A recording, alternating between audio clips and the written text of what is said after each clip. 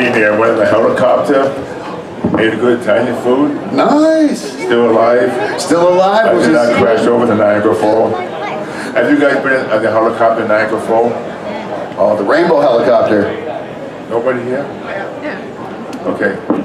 Some of them have. Some of them have. I actually work right down there. I work at the Falls View Hilton, so I deal with those guys all the time. It's a good experience, yeah. Now, was that your first time in the Falls, or well, aside from being at Comic-Con, right? Yeah. So when you come to these places, when you go to a new place, are you looking to go and just see the whole city, and are you looking to do that, kind of with that total anonymity, like being anonymous where no one's seeing you? Well, I like when I come to these places to interact with the fans, because a lot of times they tell me more about the city. Right. Especially when you go to different places, like, instant gratification, appreciation. Right. Because I filmed a movie, a horror film 2 years ago in Syracuse. Right. Yeah, called The Hermit. I said to myself, I gotta go see the Niagara Falls. Because years ago I see the Niagara Falls on the New York side, but this year on the Canadian side, I've seen it before. It was a great experience. Right. It became such a huge tourist site.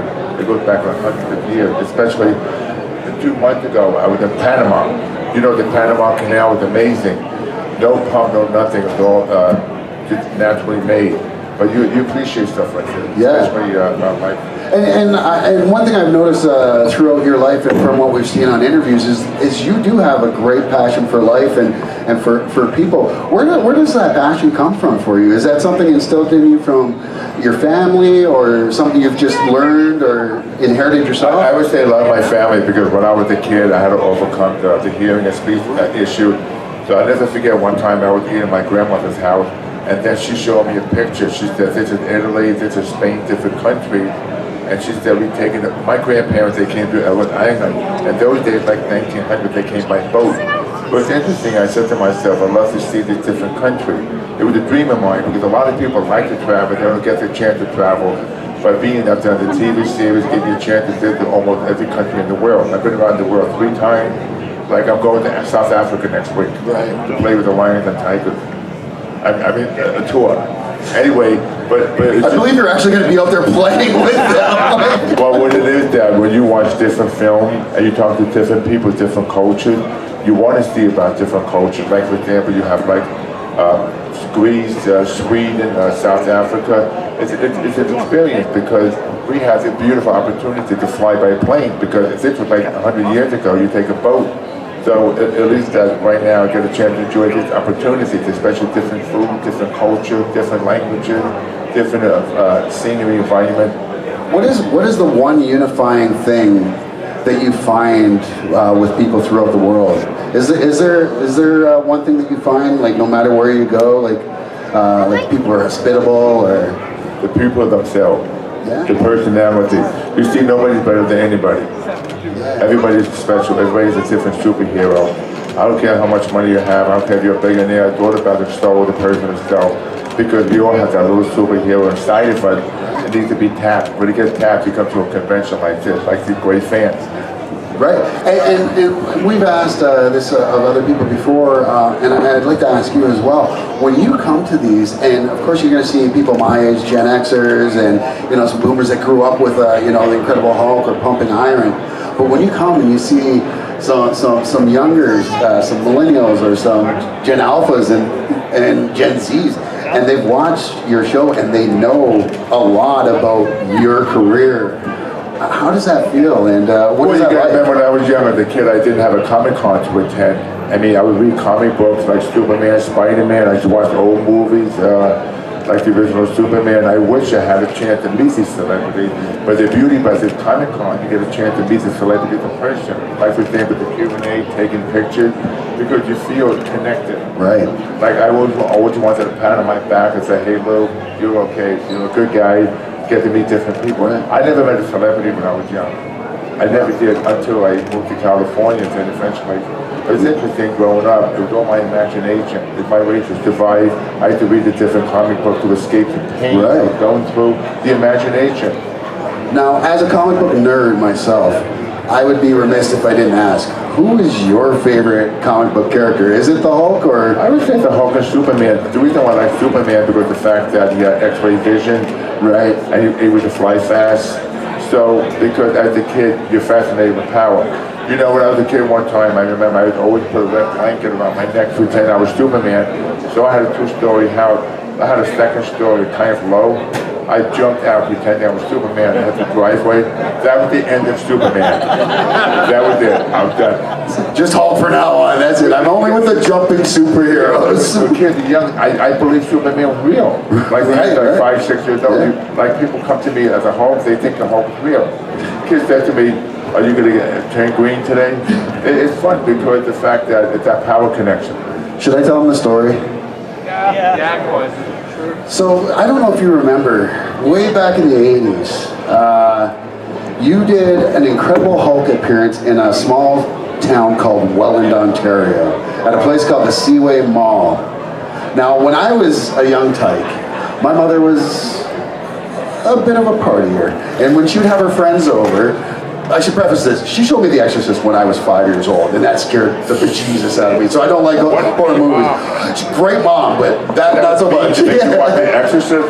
Well, you want to talk mean. When she wanted to party with her friends when they were over, they would tell me that they were putting the Incredible Hulk on, and I would lock myself in the bathroom because when Bill Bixby would turn into you, You serious? it was the contact lenses were the exact same as Reagan's, and I would be like, "Oh my God, the Hulk is possessed by the devil! Get me out of here!" And I would lock myself in the bathroom for like 2 hours. Flash forward to the time you're coming to Seaway Mall. I'm diehard comic book nerd. I love the Incredible Hulk. Just you scared the bejesus out of me, and I begged her and begged her, and then we got about 5 minutes away from the mall, and I broke down in tears and left. And I never got to meet you until today. So You're still high in the closet with the show coming on? I do. I'm not gonna lie. If you came out here with those contacts in, we would have had to call somebody else up here to do A this. lot of parents tell me stories about their kids. They hide behind the couch, peeking, with the eyes turned green. Especially, here's the good part. They break TV, green makeup on the wall, being pissed off the mother. So I hear it every day. Yeah. So that I'm happy that I could get over it now. We have completed the circle now. Thank you so much for that. And now that I feel like I've embarrassed you and myself, if anyone does have any questions, like I said before, we're not here to maximize your time. So if you do, put your hands up. You got one there? Right in the back there. I'd like to know what it's like playing yourself in the King of Queens for a day. How's it feel playing yourself in the King of Queens? That was a lot of fun because the fact that I did a movie with Roger Dangerfield and Dom DeLuise. So one night the producers watched the show. They said, "Why not have Lou on King of Queens for an episode?" So I did the episode. I become the neighbor, and apparently it became a recurring role for 7 years. But it's fun because you're in front of a live audience. This is not like you're filming and then you tape again in front of a live audience.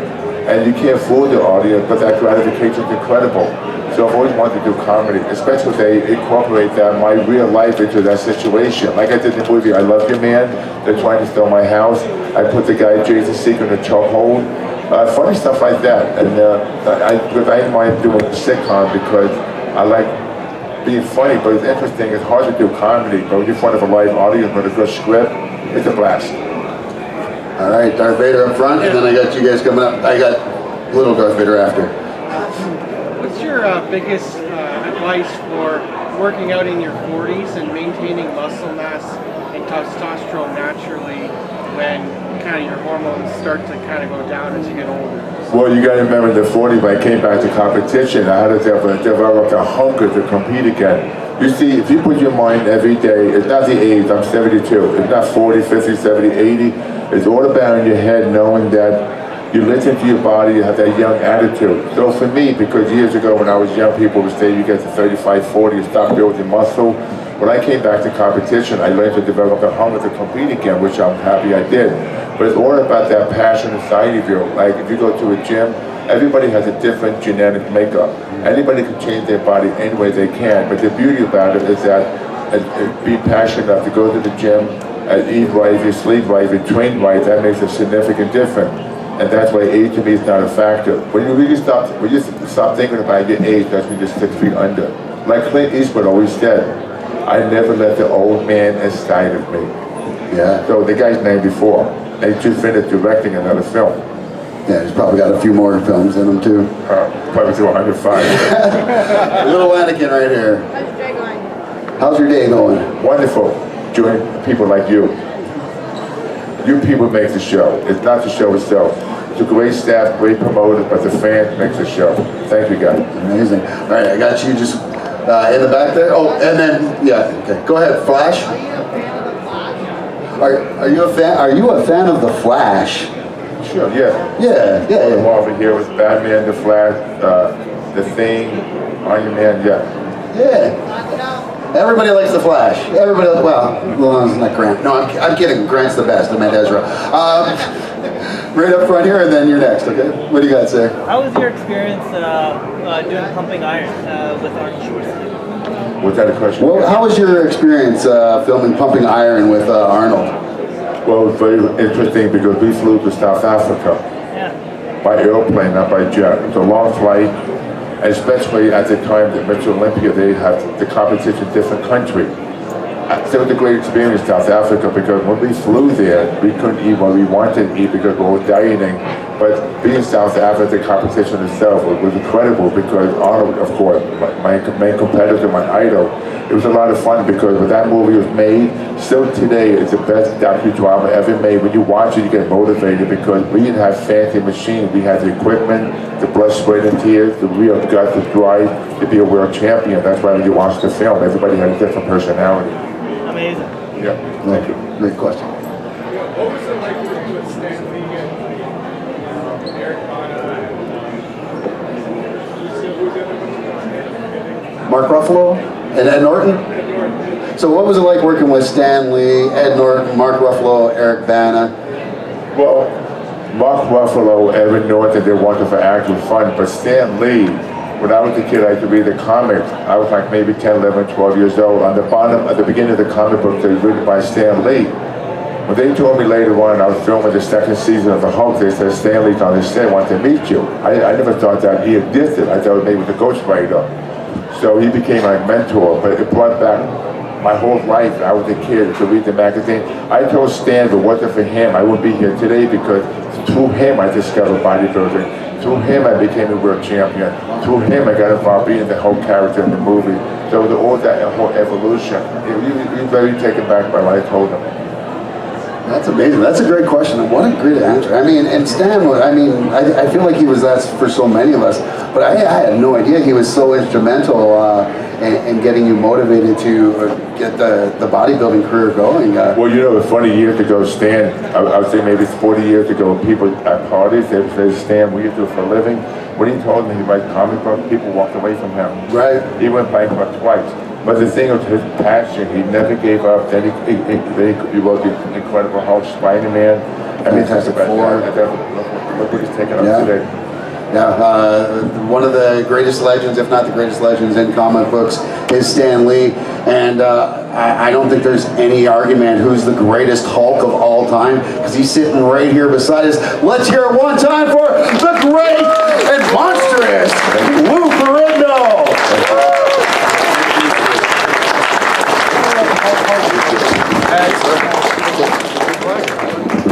Thank you, everybody, for coming. Enjoy your day. Health is your greatest wealth.